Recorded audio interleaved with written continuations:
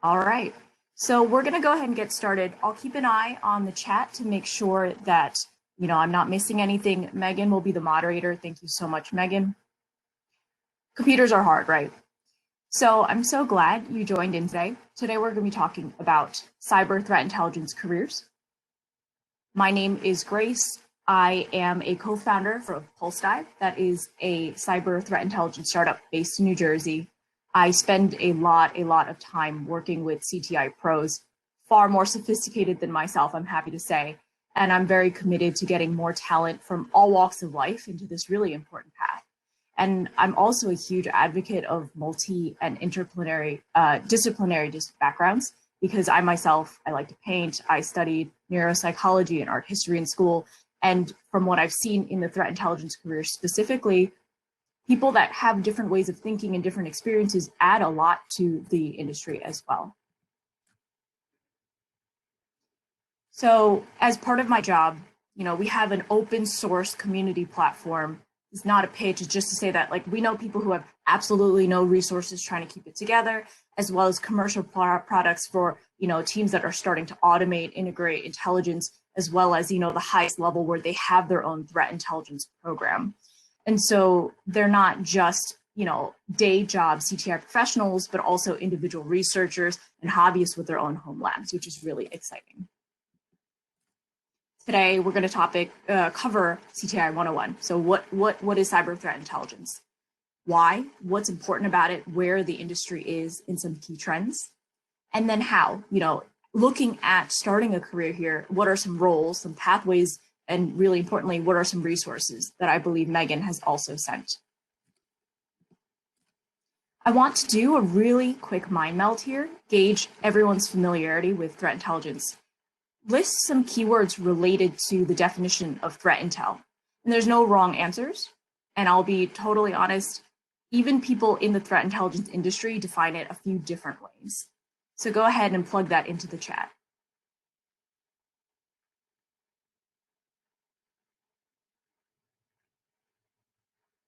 And it could be not just what goals you're trying to achieve, but different techniques or different things that are important to the industry.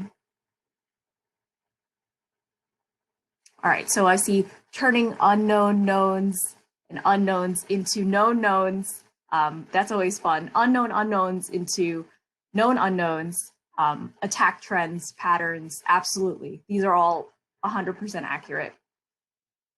And so cyber threat intel has many definitions. Oh, and pattern recognition around bad actors, absolutely. What Gartner, right, the kind of big boy on the block says is evidence-based knowledge, including context, mechanisms, indicators, implications, and action-oriented advice about existing or emerging menaces or hazards to assets. That's like what you said with patterns, attack, characterizations of what they're doing. And this informs a response, right? Decision-making in regards to that menace, that hazard, that threat. Really, across any single definition, you'll see a couple key components. That's data, contextualized, informing action. And that second piece is really important as well. I talked to a couple people who have different definitions, but what CTI obviously isn't is the components of those parts. It's not just having a dossier with every threat group or APT. It's not paying for all the most expensive feeds, which are, lists of indicators and having all the tools in place. It's not OSINTing everything, which is where a lot of people start, and it's really great, but that doesn't in and of itself mean threat intelligence. And most importantly, which is something we talk about with leadership, it's not, and it never is, set it and forget it. You can't just kind of set something up and let it run. It is very human, it is very manual, it's very sophisticated in terms of curating the intelligence that your organization, your team needs, and then doing something with that every single time. This cycle of intelligence underlies really any and every job. You might do specific parts of it. Ignore all of the kind of technical terms. They are here for you if you want to dive in deeper to see, how they lay out. But I wanted to keep it really fun. So we're not going to use a lot of jargon. We're not going to use a bunch of abbreviations. We're going to talk about the threat intelligence lifecycle, but with a brick and mortar store called Grace's Dollar General. And so with this store, we're going to look at each cycle and the things that you would probably do within a security operations strategy. And so Grace's Dollar General does last mile delivery. We have business, we sell goods. And so when we're looking at threat intelligence, we want to start with planning. You need to know what matters to the business. Is it a good customer experience? Is it safety? Is it high quality goods? Is it making sure our bank vault is very safe from other criminals who might want their way into it? What's sensitive and what's our value? Who needs to understand about these threats, and by what means will they get that? There might be threats in the world, and this is, the equivalent of kind of low-level threats where they're trying to break into your store, your windows with like pillows. So they might be high volume, right? They're constantly trying to attack, but they're very low risk. Or on the other end of it, there might be the Ocean's 11 robber types, and they're going straight for the crown jewels. You might never even know that they made it into the vault until you open it a week later and realize that everything is gone. Low volume, high risk. And so that context really matters when you're looking at the business and the requirements for intelligence gathering. So let's make sure we're able to get that technology and the processes to monitor what really matters here. And that is an inclusive conversation with the leadership, with the team. Moving into collection. This is great. Now we have let's say, given the gathering, we are starting to collect all the records of transactions, all the deliveries you made, past incidents, journals, daily cash balances in our register and our ledger, license plates of all the cars that parked in our parking lot, and the times of customer entry and kind of their path. That's a lot of data, right? That's what the internet, big data is like. We're just collecting. That's just one piece of it. And it's not just internal. You can get external sources as well. Get the local police blotter, have a local community of businesses and, suspicious license plates that were associated with robberies in the past. You might even have a teen informant who, is on the street and can tell you kind of who's involved in what. Those are all different types of data sources that you can collect from. Moving into processing now, you have a bunch of data. Sometimes you get kind of alerts or alarms when the things that you're looking at are detected. Let's say a huge amount of cash leaves the register, or this known car, we're going to call it the clown car, comes in through the parking lot. From there, it's kind of one point in which you get a notification, and then you go and get some context around it. Maybe that reported clown car wears huge shoes and rainbow wigs that come in, and that helps you know that maybe there's something there, and you can investigate further. We can also go and ask trusted business groups, consortiums, and run kind of searches online to find out more around that, to connect, to correlate these traits and activities. And this is where, bridging processes and analysis begins. Sometimes playing with just one piece of data, let's say this clown car that's known as a bad actor, can uncover the fact that the actor also likes to buy wire cutters from Amazon, and there's some record there from somebody else. They like to hide in the parking lot for 3 days, checking out what's going on before they attempt to steal cash from the register and replace it with Monopoly money. So, if they leave Monopoly money, maybe that was what was involved. And as you're doing more research, maybe you find out they cycle through license plates bought from a different group.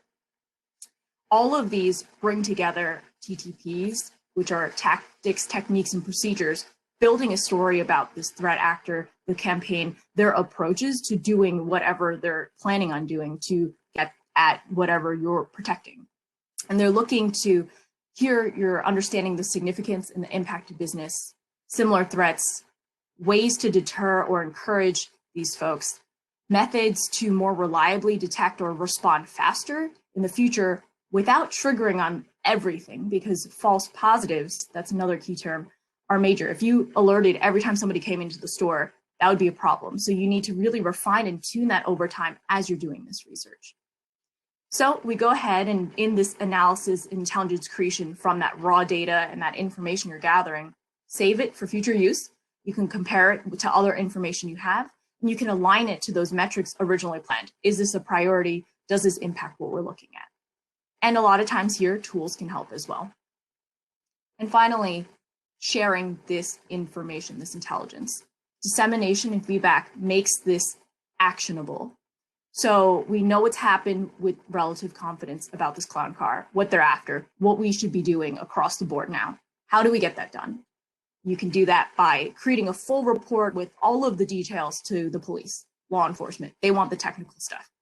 Send a succinct email with bottom line impact that you calculated and action items for future investment, actions to take, corrective actions for approval by the leadership if you need resources. You can train all of your staff on the key considerations, what to look out for, how to act if and when these kind of components show up in their day-to-day. You share with adjacent team members, the mailman who comes and delivers things to you, the security guard that comes in at night, right?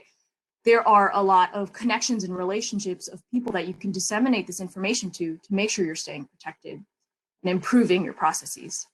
You can even post notices on the door with photos for all of your customers so they know how to act as well. And that really then allows the right personas, the right stakeholders to do the things that can protect you from threats and make the intelligence actionable.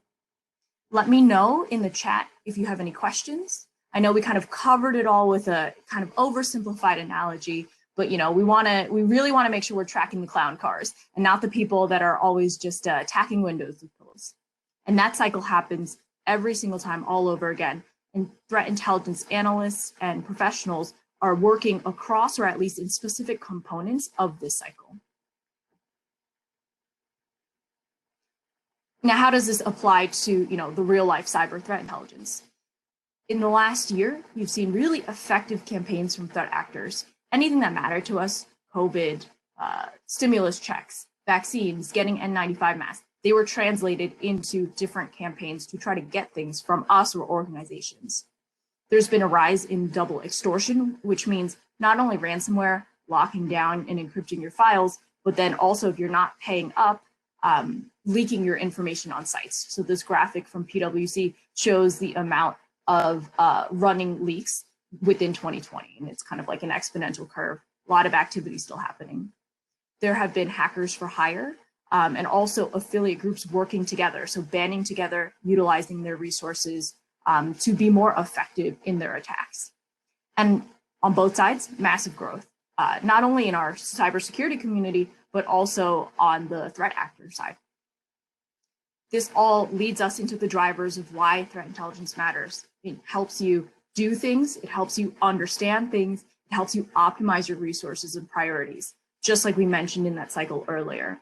And that all impacts and protects the bottom line, which is whatever you're trying to do to be able to keep doing that without risk of external attack.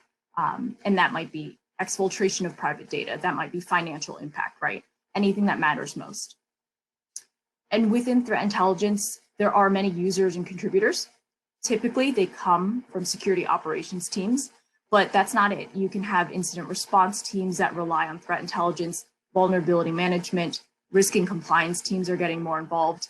Absolutely, executives and leaderships should be not only helping drive the strategy, understanding what's going on, but also giving buy-in, providing resources. And then also customers, end users, other business units, offensive security teams, and other abuse research. We've seen a lot of uptick in integrated threat intelligence impacting use across organizations. And so that becomes the knowledge database that we really want to break down silos so everyone can utilize this threat intelligence that's being generated. I wanted to take a step back here. If you think it's a lot, that is okay. It is a lot. Threat intelligence has been around for a long time, but the market itself has so many tools, has free, paid, hybrid, open source solutions. There's automation. There's many aspects of data types. There's pyramids of pain going from atomic indicators to behaviors to high-level finished intelligence. And sometimes organizations have the college combo of a microwave oven and a fridge. So they have just a little bit, they're just starting, they don't have too many resources, but they're doing what they can with free and limited kind of budget. And then on the other end, there's, the big giants in the industry who have the most beautiful master chef kitchen, right? Where they have all the tools, all the technologies, they have the highest, most well-paid threat intelligence teams to be doing a lot of really effective work.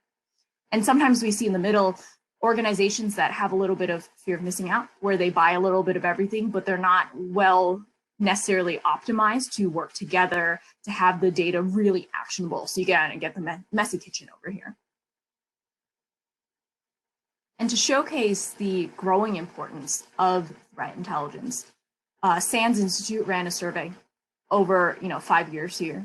And the amount of respondents that said that their organization produces or consumes CTI has gone up, while those who are not yet but planning to have gone down, and the ones with no plans at all went to zero. That means absolutely no one is kind of dismissing the importance or the involvement of CTI within their organizations. And in the chat, I would love to hear you brainstorm what you think the biggest challenges to the CTI industry is. This was another survey run by SANS Institute just this year, so the results came out in January. Lack of blank. Feel free to type a couple notes in here. What I will say is none of this is very surprising across the industry. They're pretty standard issues.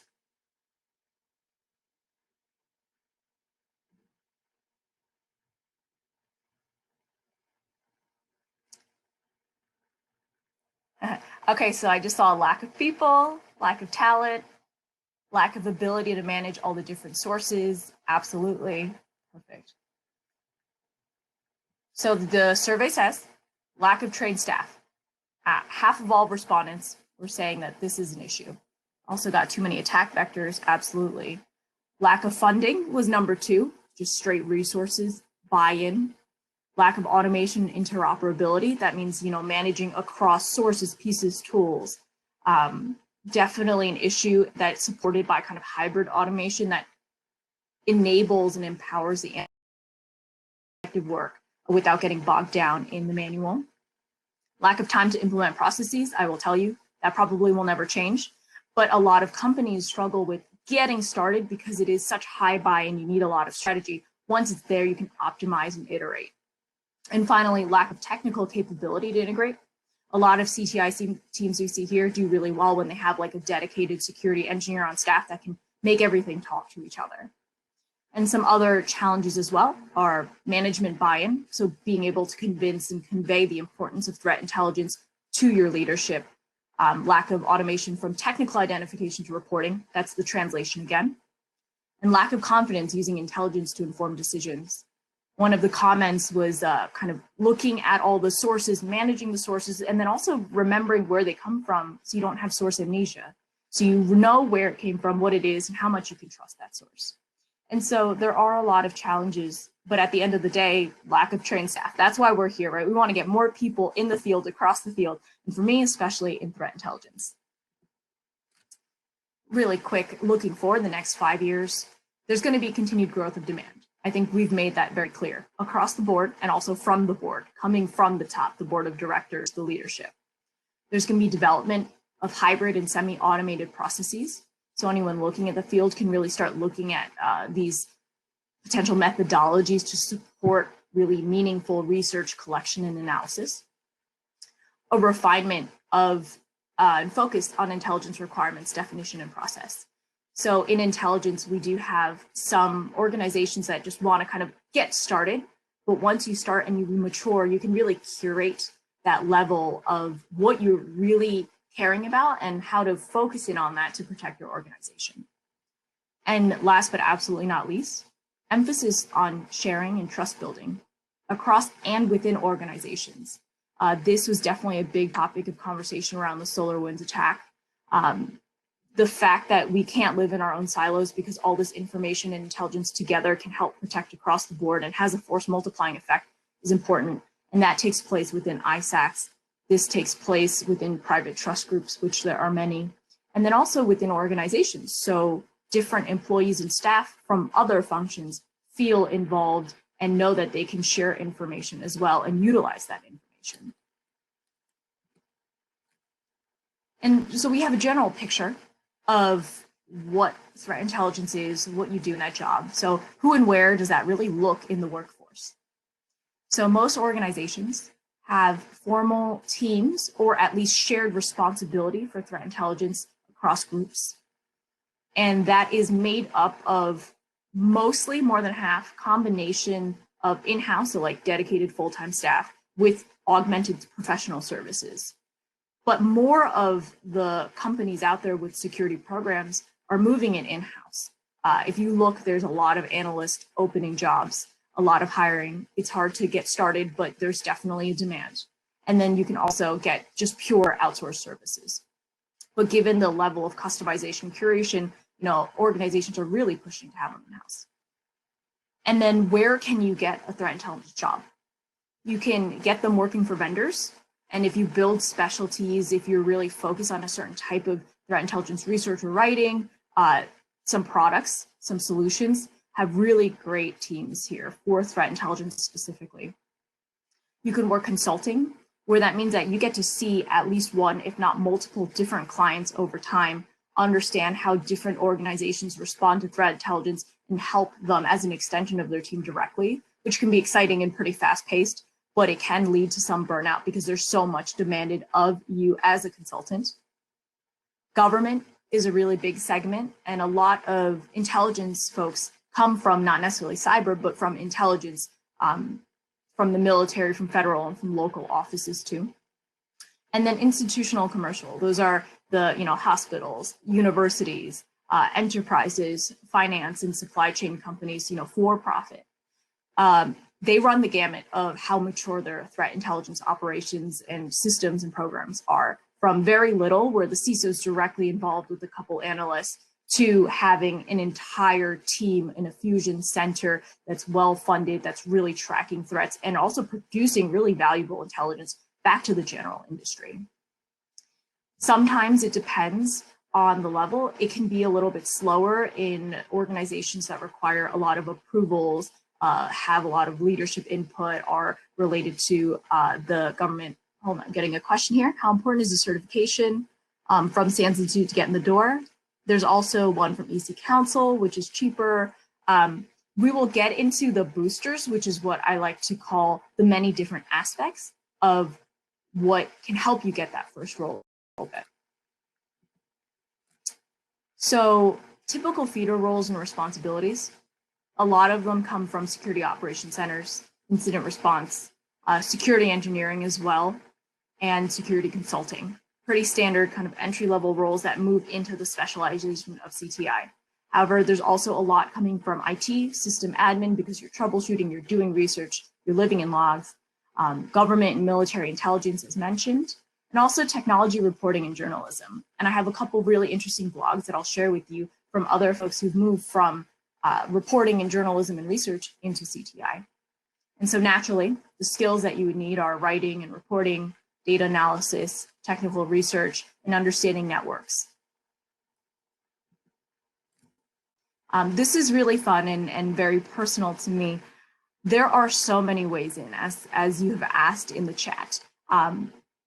It's about finding your own path. There's so many different paths, and none of them are exactly the same. And it can be easy to be overwhelmed.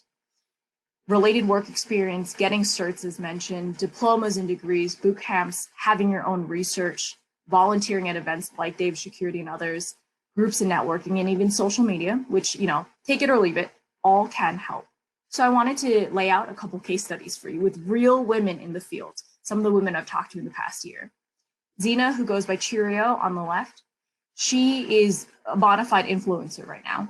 She started by joining the SANS Women's Academy back in 2017. She graduated, got some jobs while she was still involved, and has gone to then expand, certification. She has the, pen testing, CTI, DAT, GMON, and she also is pursuing her doctorate in science in security. So she has a background in real estate and small business, but took that leap and can constantly apply those skills that she learned to threat intelligence. And she spoke at the 2021 CTI Summit, which I'll link to you above, taking small business practices and how they translate to threat intelligence. Dorothy, the second one in line, I just had the pleasure of honoring with the Share the Mic in Cyber campaign on Friday. She's been in intelligence for about a year. Her background was as a recording musician and artist, which she still does, catchy songs, and a pharmacy technician. But she had a lifelong passion for computers and technology. So she revisited, took boot camps, got a degree, and in her software development course, she was like, oh, threat intelligence and cybersecurity in general is really interesting. And so her first internship after her pivot was in data and analysis, but she took her network, joined groups, and then asked persistently, but nicely, how can I get involved in security? How can I get involved in security? Landed an internship in cyber threat intelligence at the same organization because she did well in her other internship, and then translated that into her first full-time threat intelligence role, which is super exciting. And we're really happy. She's doing really well there. Krista, on the other hand, spent her career working with international studies, studying poli-sci, and was working for a prosecutor's office, building cases and investigations. As you can see, very clear translation. And now in the last 5 years, she's fully kind of running and leading a very important threat intelligence team for New Jersey State. So she took those studies in political science, in politics, working with the government, and then translating that into the specialization of cyber threat intel. And finally, Mary, I'm so excited to share with you, she's 1 month into her first dedicated threat intelligence role. She spent 3 decades in IT, so she learned customer service. She learned how to write responses, to conduct research, to troubleshoot with very limited resources. But she landed this job by reaching out on social media to a hiring manager for a job description she thought wasn't even relevant, but she was curious about it. She wanted to know how to get involved. And through that conversation, she was able to translate that not necessarily relevant sounding job description into a full-time hire.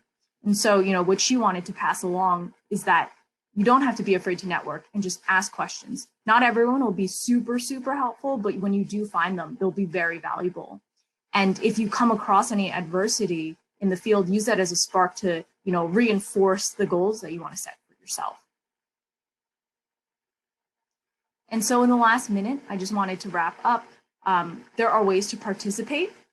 There's not too many dedicated threat intelligence groups, but in most of the security groups, you'll find threat intelligence professionals that you can then reach out to and build your own network. New to Cyber is from the SAN Summit. I think it's their first one this year. It's in April, and it's free to attend. So if you're just getting started, feel free to hop in and check it out. And then, as Megan, our volunteer, has so graciously added, there's a lot of blogs. There's a lot of other voices to hear from and people who want to encourage new entrants into the space. So I have just a few listed here. You'll be able to collect it as well. And then if you want, feel free to connect with me. I'm on Twitter. I'm also on LinkedIn, and I can share with you any of these resources and answer questions that you have about threat intelligence. Thanks so much. I'm going to hop off because we are now at the 12:30 mark. Thank you for joining, and I look forward to hearing from you.